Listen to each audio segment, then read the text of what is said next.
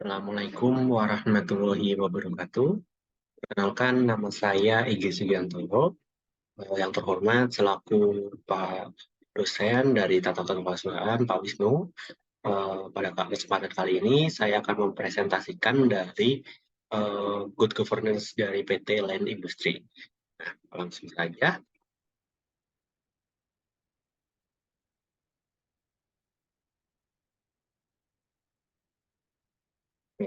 Jadi, kalau untuk good corporate governance ini, itu adalah suatu struktur yang diterapkan oleh perusahaan. Nah, yang dimana semakin berkembang dan terus meningkat kinerja dengan didasari oleh undang-undang. Nah, GCG ini itu dibutuhkan untuk meminimalisir kesalahan antara hubungan yang terjalin dari pihak-pihak yang memiliki kepentingan terhadap perusahaan dan upaya untuk mencapai perusahaan. Nah, di mana sistem ini digunakan untuk mengukur kinerja juga untuk perusahaan dan mempertimbangkan kepentingan pemegang saham. Nah, selain pemegang saham juga stakeholder-nya lainnya untuk tujuan menciptakan hubungan yang baik antara pemegang saham dan stakeholder-nya. Nah, sehingga perusahaan dapat dikelola dengan baik dengan akuntabilitas publik yang tercipta. Selanjutnya itu dari corporate governance ini itu ada prinsip-prinsipnya. Itu terdiri dari ada 5. Yang pertama itu adalah fairness atau keadilan, di mana prinsip perlakuan yang adil ini bagi seluruh pemegang saham, terutama kepada pemegang saham yang minoritas dan pemegang saham asing dari kecurangan dan kesalahan perilaku insider. Oke. Jadi untuk penerapannya itu atau implementasinya dari sikap untuk transparansi ini itu adalah sebagai berikut. Nah, yang pertama, perusahaan ini harus menyediakan informasi yang secara tepat. Nah, seperti apa namanya, informasi-informasi yang go public seperti itu. Jadi untuk selanjutnya itu adalah ada prinsip lagi yaitu keterbukaan atau transparansi. Nah, ini penting banget sih kalau untuk misalkan nih seperti saya misalkan punya saham nih. Kalau misalkan seorang yang pemegang saham pasti butuh informasi-informasi yang transparan nih. Nah, itu prinsip ini transparansi ini akurat atau yang tepat waktu pada transparansi atas hal penting kinerja perusahaan, kepemilikan, serta pemegang kepentingan. Nah, perusahaan itu harus menyediakan informasi yang sifatnya material dan relevan dengan cara mudah diakses ya, dan dipahami pemangku kepentingan. Seperti mungkin dapat ditampilkan dalam bentuk apa namanya file yang ada di websitenya dari PT Land Industri mungkin seperti itu. Nah, untuk kalau untuk segi dari transparansi ini itu seperti prinsip prinsipnya sih seperti keterbukaan nih yang dianut oleh perusahaan tidak mengurangi kewajiban untuk memenuhi kebutuhan kerahasiaan perusahaan sesuai dengan peraturan perundang-undangan. Tuh. Nah, untuk yang ketiga nih, untuk prinsip akuntabilitas. Nah, akuntabilitas ini itu prinsipnya itu adalah menekan pentingnya penciptaan sistem pengawasan yang efektif berdasarkan pembagian kekuasaan antara komisaris, direksi, dan pemegang saham yang meliputi monitoring, evaluasi, serta pengendalian terhadap manajemen. Nah, eh, jadi perusahaan ini harus mempertanggungjawabkan kinerjanya nih. Jadi yang secara transparan dan wajar. Untuk itu perusahaan itu wajib untuk dikelola dengan baik, benar, terukur dan sesuai dengan kepentingan perusahaan dan tetap memperhitungkan kepentingan pemegang sahamnya.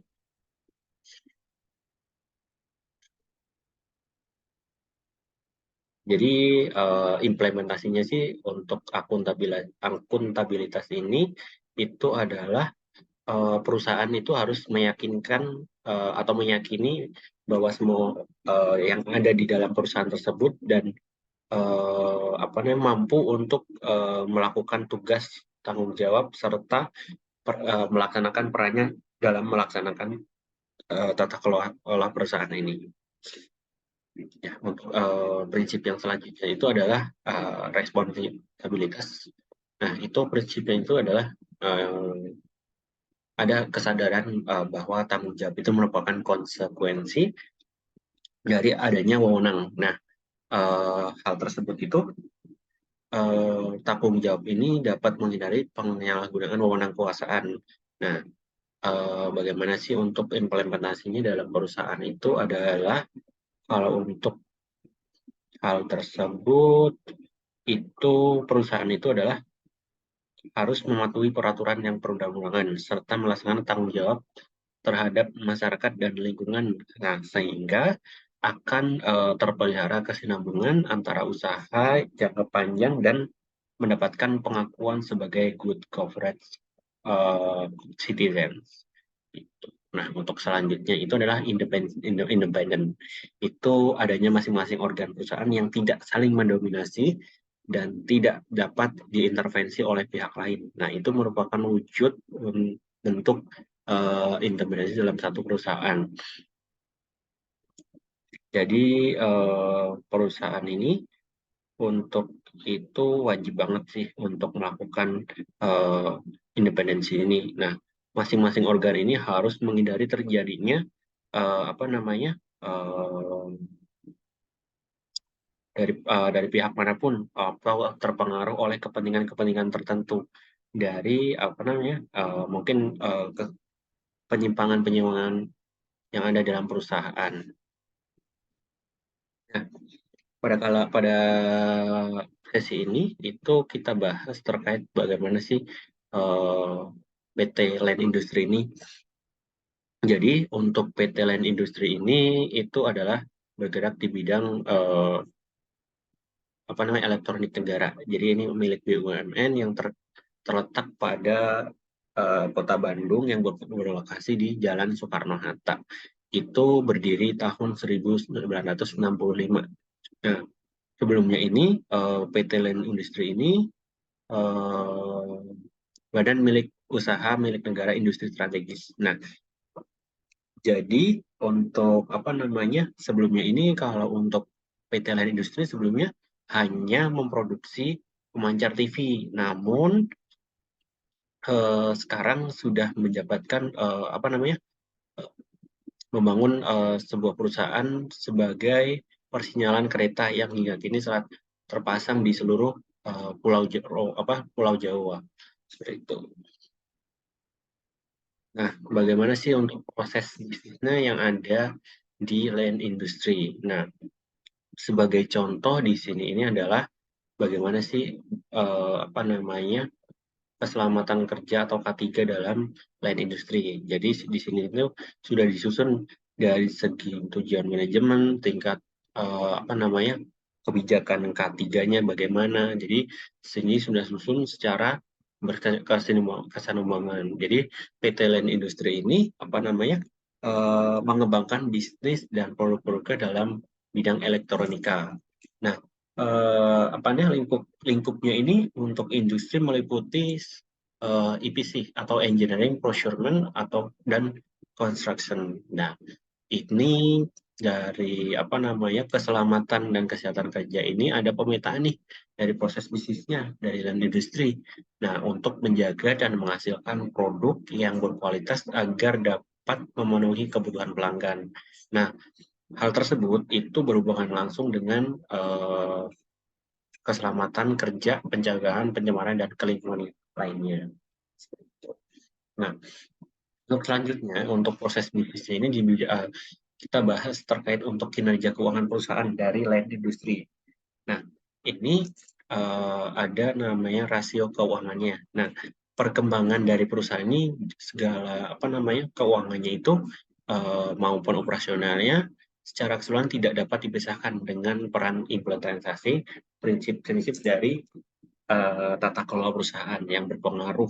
Nah, meskipun tidak secara langsung, secara signifikan sesaat setelah adanya pengaturan dalam perusahaan, melainkan implementasi yang bertahap untuk bertahun-tahun. Nah, berikutnya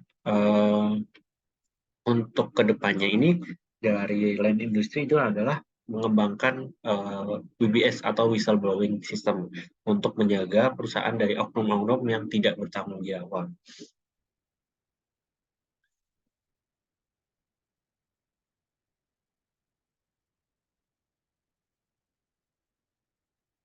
Nah, untuk proses selanjutnya itu adalah implementasi dari penerapan tata kelola dari land industry. Nah, land industry ini sebetulnya ada melakukan komitmen untuk selalu menerapkan standar tata kelola yang baik dan berupaya untuk menerapkan GCG yang berkesinambungan. Nah, lebih dari itu, sekedar kepatuhan terhadap standar yang peraturan perundangan, di mana implementasinya GCG Land Industry mengadopsi standar yang ada di Kementerian BUMN.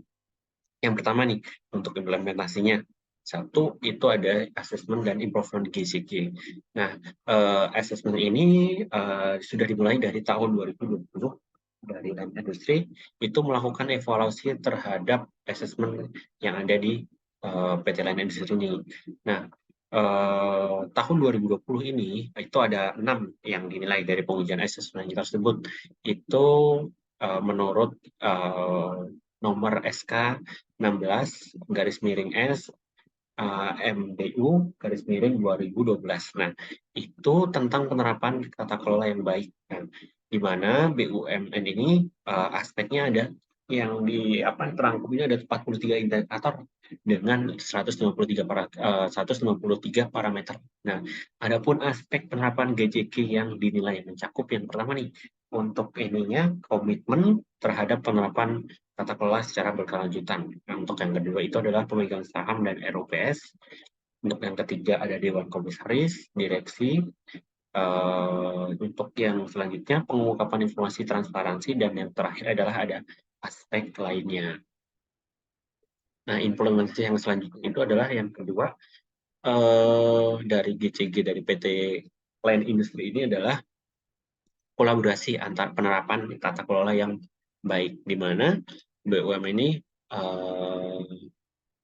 berkolaborasi dengan industri pertahanan. Yang pertama ini ada PT Land Industry, kedua PT Pinpet, PT Dahana, PT Dirgantara Indonesia. Untuk menjelaskan pelaksanaan asesmen GCG ini, Badan Pengawas Keuangan dan Pembangunan atau BK, BPKP melaksanakan asesmen GCG tahun 2020.